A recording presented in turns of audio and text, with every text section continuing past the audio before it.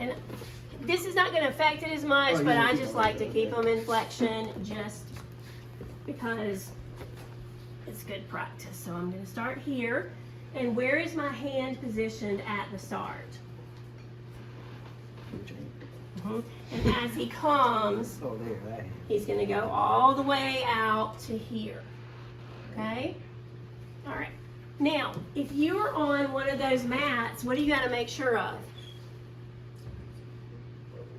Like if you were on that mat table, what could happen? Oh my God. Friction, Yes, friction. The wall could stop your movement. Does Does that mean that's the end? I thought she was talking about that. Does that mean that's the end of the range? No. No, and you also could get in the way of them doing their movement. So there cannot be any obstacles that limits his range of motion. So you need to make sure you position, and that is one of the things I put on there, that the patient is positioned so that they can achieve their full range of motion potential. Now, am I going to line up here? No. Why? He's coming your way. He's in, because it's in what plane? Frontal. Frontal, Oh, yeah. right here. Now, does it make sense, the planes of motion? So now we're actually going to be looking at our planes on our axes as we're measuring. So maybe for some of you who it wasn't clear for, you can start seeing that. All right, so what am I looking for in order to line up my axis? It's not the tubercle.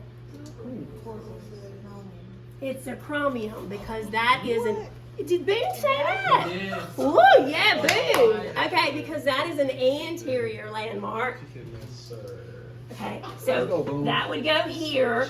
Our stationary arm will stay in the midline of our thorax, so our beginning here. And where is our moving arm going to be?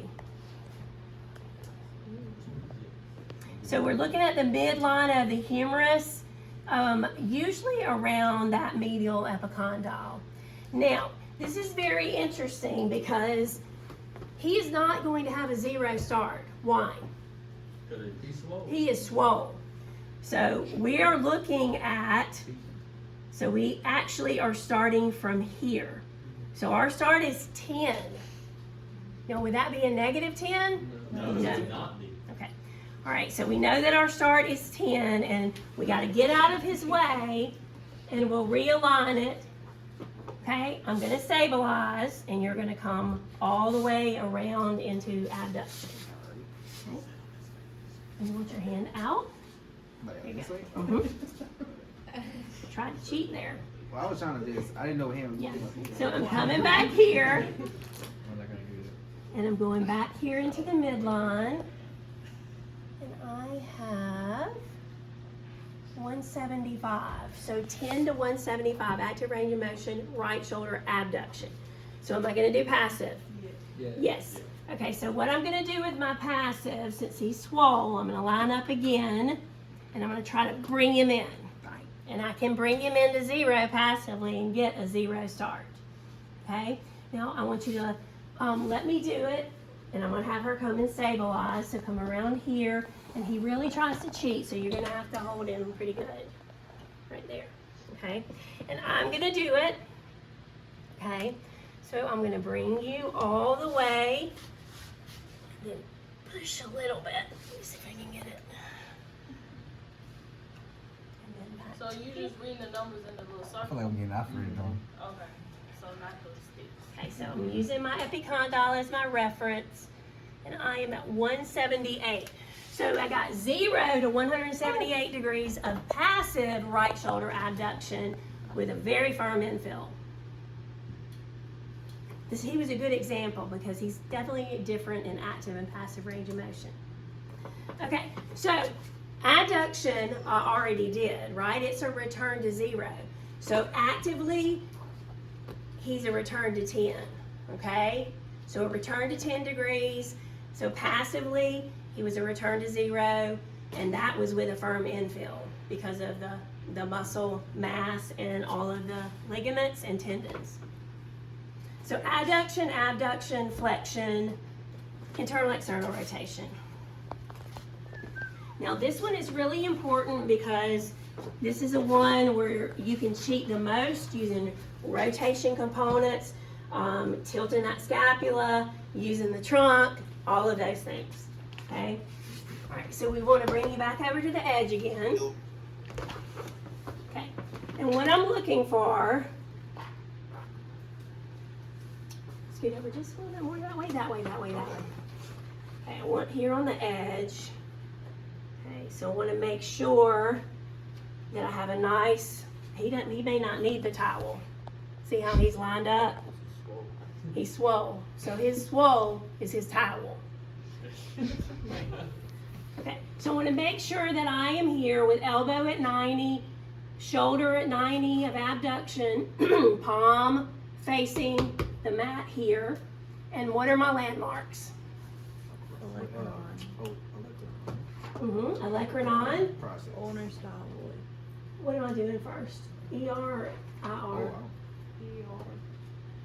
It's IR on here, right? Oh, you do internal first? I was just going by the book. Oh, okay. Okay, I'm gonna do IR first, so Olecranon process. Now, I am using my ulnosalloid process as my reference, okay? There are two ways you can do this. You can use your ground for your stationary arm, but I like to use the ceiling and keep it pointed up, because then the goniometer reads better to me. Okay, so,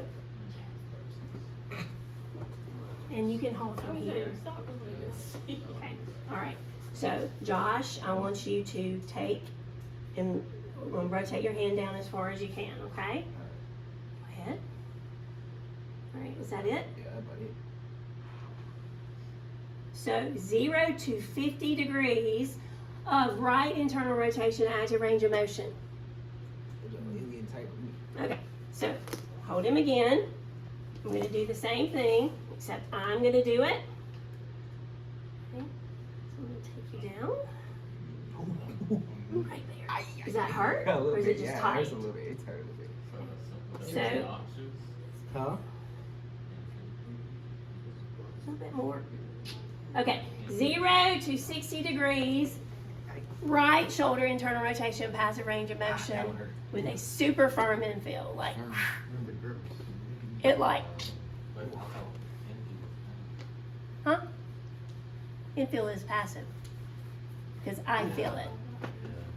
Okay, same position for external rotation, same landmarks, and same stabilization, okay? This time, Josh, you're gonna go back as far as you can, when I tell you. Oh, okay. Okay, and go. Okay, just make sure I'm lined up. And up here. Okay, I've got 0 to 75 degrees, right shoulder, external rotation, active range of motion. Okay, now I'm gonna do it. So start with my lineup. Okay, I'm gonna take him as far as I can. Okay, if the table is limiting me, I need to pull him out some more. Okay, but that's it, that's all I'm getting. Don't let the table be your endpoint. There. 0 to 95 degrees, right shoulder internal rotation with a firm infill. Okay, one more, and that would be prone. Let's go that way, because we're going to do the same arm. I don't want them to be able to see it. Yeah, let me take my shoes off.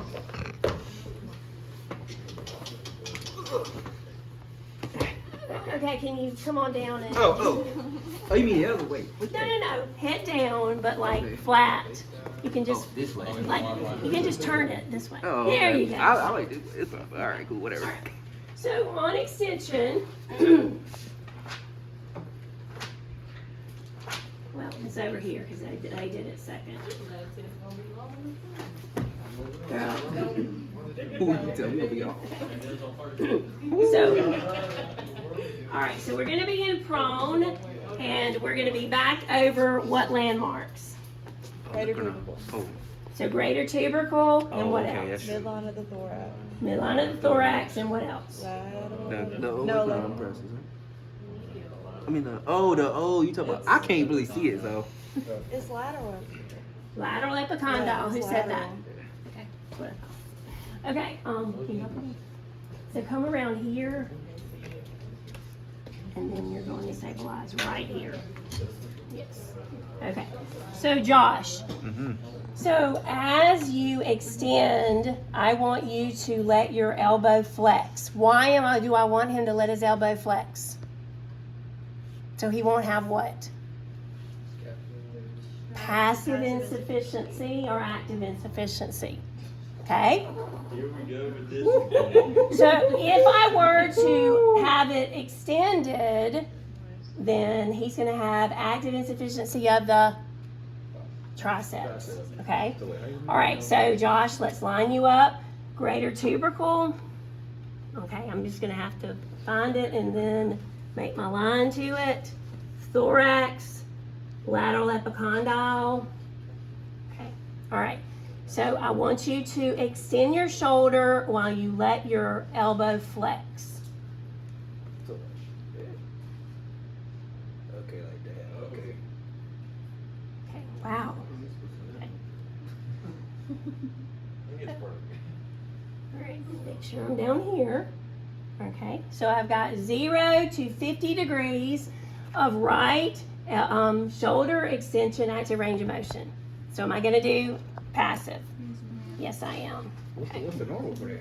60. All right, so I'm going to find my tubercle, line it up again, and Josh, I just want you to relax. Now I'm going to have to do it with 2 hands and then line it up. Okay, ready? Okay, there we go. Thorax here, here, push. Wow, I'm not getting any more. So 0 to 50 degrees, passive range of motion, right shoulder extension, very firm infield.